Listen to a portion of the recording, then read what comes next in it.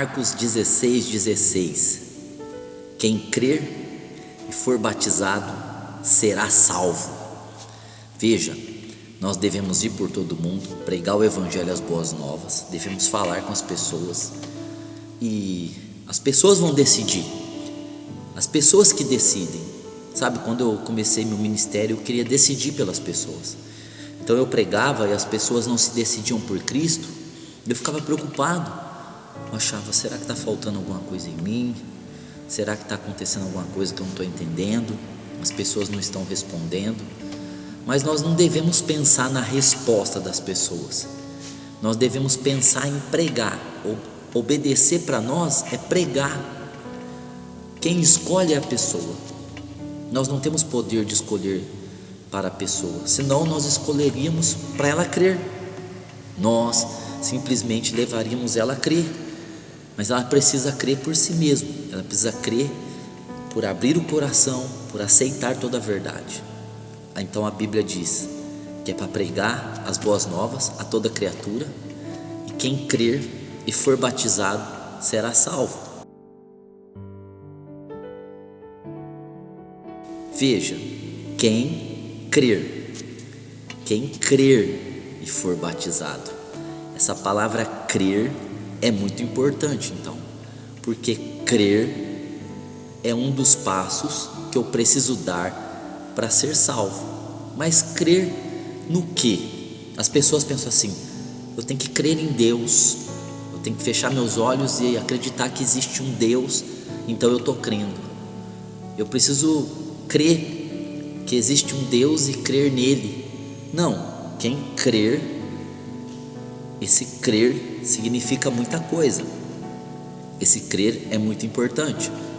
Não é pensar num Deus de vestes brancas, com barbas brancas, cabelos brancos e falar eu creio em Deus, eu até mentalizo, eu até imagino ele. Não é também rasamente falar eu creio em Jesus. Espera aí, você tem que crer de maneira certa. Você viu o que nós falamos? Se o teu coração crê para a justiça e tua boca confessa para a salvação. Então o teu coração crê para a justiça e tua boca confessa para a salvação.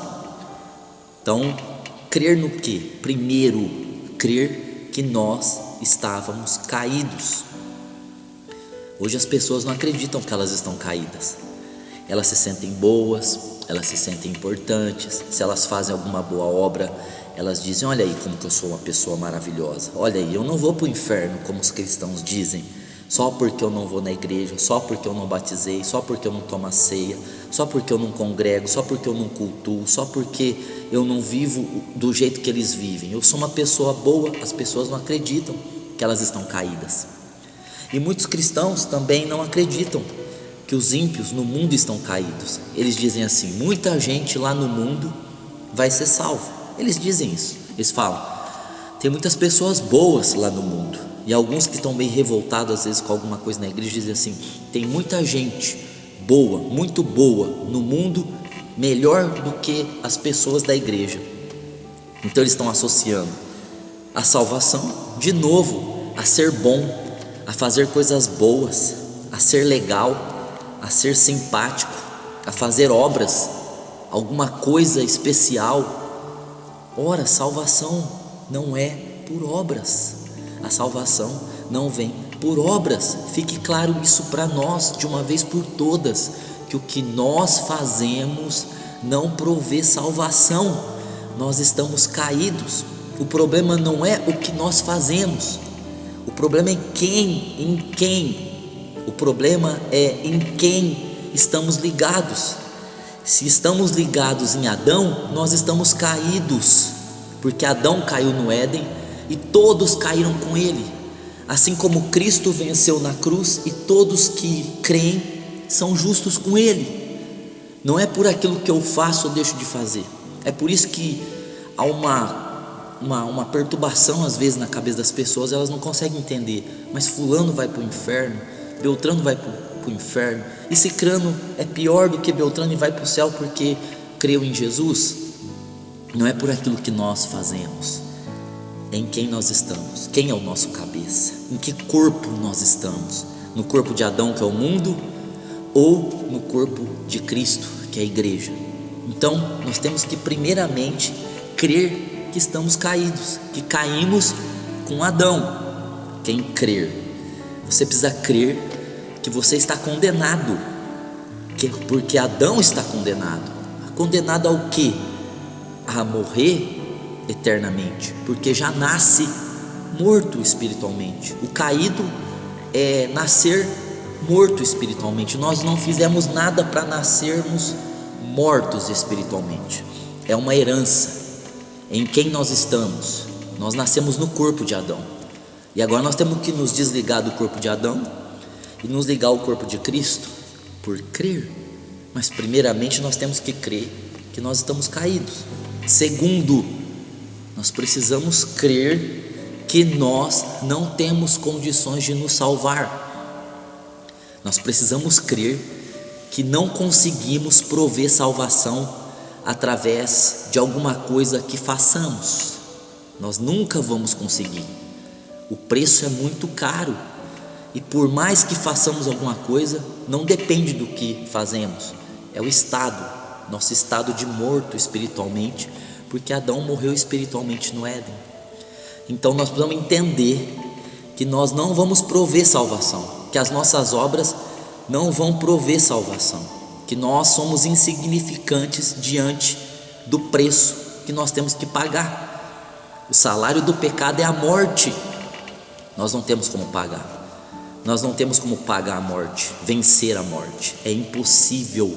É impossível, o preço é muito alto. Qualquer obra que façamos não significa que estamos pagando para não morrer. O salário do pecado é a morte. E o homem em si não tem condições de pagar, porque ele está separado de Deus e ele não tem força.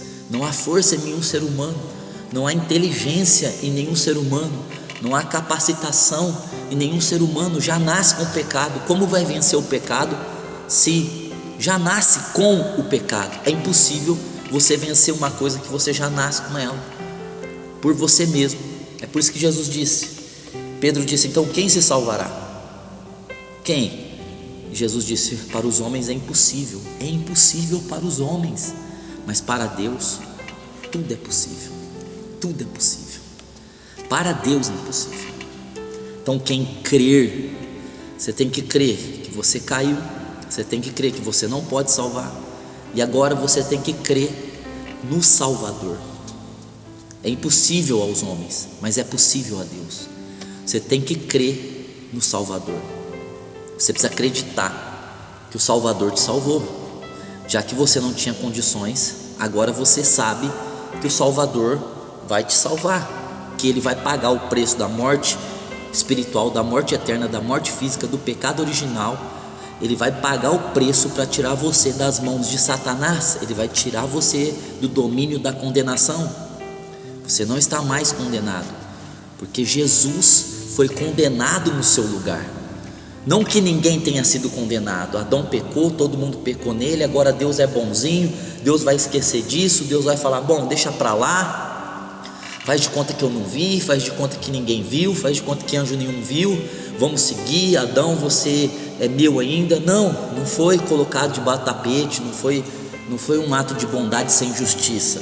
Ele condenou Jesus no nosso lugar. A nossa condenação foi aplicada, o nosso castigo foi aplicado em Jesus Cristo. Então você crê que Ele supriu salvação por você. Sabe, você olha para a cruz e você diz, Ele é o Salvador perfeito. O que Ele fez é perfeitamente perfeito, é completamente completo, é plenamente pleno, para me salvar, para nos salvar.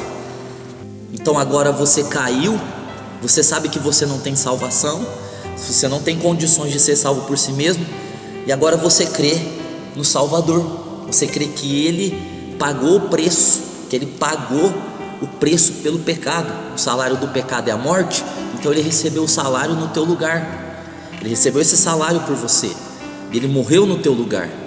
Oh, glória a Deus. Então você crê, com o coração se crê para a justiça, porque somos injustos, somos criminosos diante de Deus, pecamos, estamos ligados em Adão.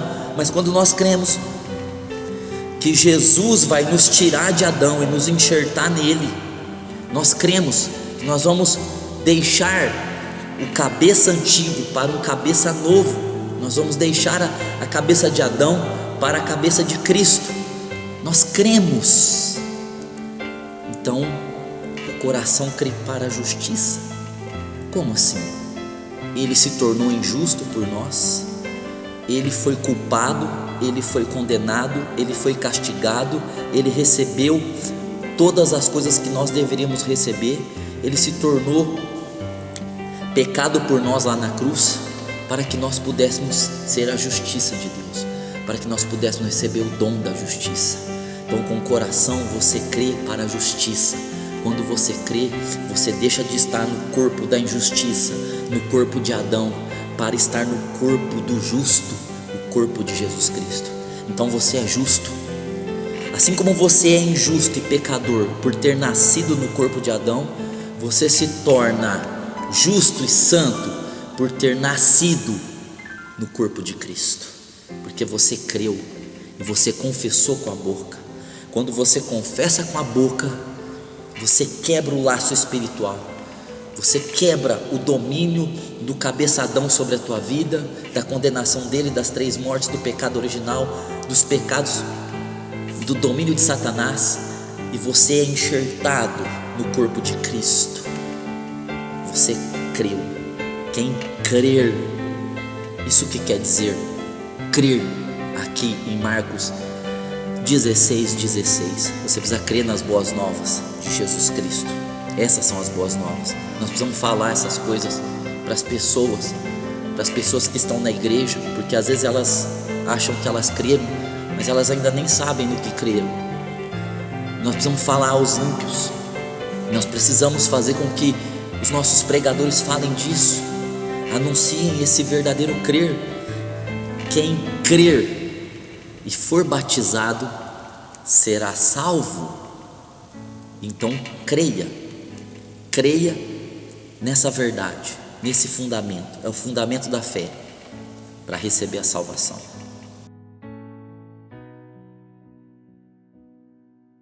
Essa palavra crer tem muito sentido na Bíblia, é muito poderosa. Quem crer e for batizado será salvo, mas em outros textos diz que se você crer, você vê a glória de Deus.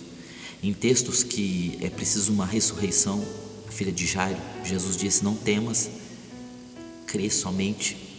O próprio Marcos, seguindo o texto, diz: os sinais seguirão os que crerem. Depois Jesus disse: quem crê em mim, rios de água viva fluirão do seu interior, dentre muitos outros. É uma fé. A fé é a certeza daquilo que eu não vejo. Eu não vi Jesus, eu não vi Adão pecando, mas eu creio que Adão pecou.